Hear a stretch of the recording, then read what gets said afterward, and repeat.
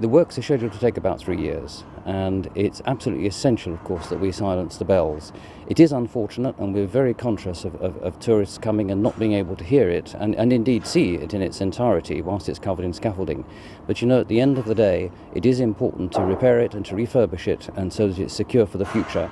And yes, we have to suffer now, but it will be secure in the future. There's Armistice Day, of course, on the 11th of November. There's Remembrance Sunday, which is the nearest one to the 11th of November.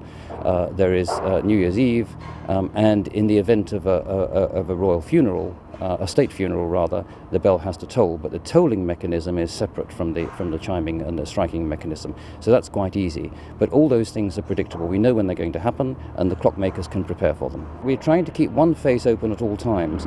Part of the work involves removing the hands, of course, and you can see the hands are pretty large. I mean, the minute hand is actually 4.2 meters long. And that's got to be taken off, as indeed has the hour hand, which is 2.7 meters, in order to renew the bearings. And so we're going to try and do this sequentially. There are 3 aspects to the work. The clock needs to be repaired and serviced. The fabric of the building needs to be repaired, and we're going to put in what you might call amenity value, things like a lift, for example, and fire safety works.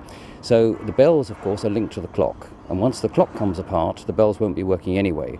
But we're going to have to silence the bells about 4 months earlier than we would have done because of the chaps on the scaffolding. When you think about the scaffolding, it's 100 meters high. The clock tower itself is 96 meters, and so when we go above the top there by about 4 or 5 meters, it's going to be 100 meter high freestanding scaffolding.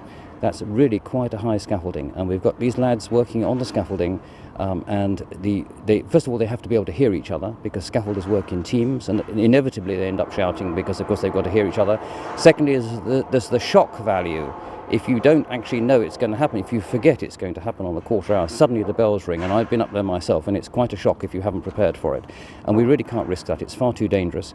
Not only that, of course, it's extremely loud, and so we can't have these chaps working with ear defenders on because they won't hear what they're doing themselves in case of an emergency. So unfortunately, we're going to have to silence the bells about 4.5 months earlier than we would have had to.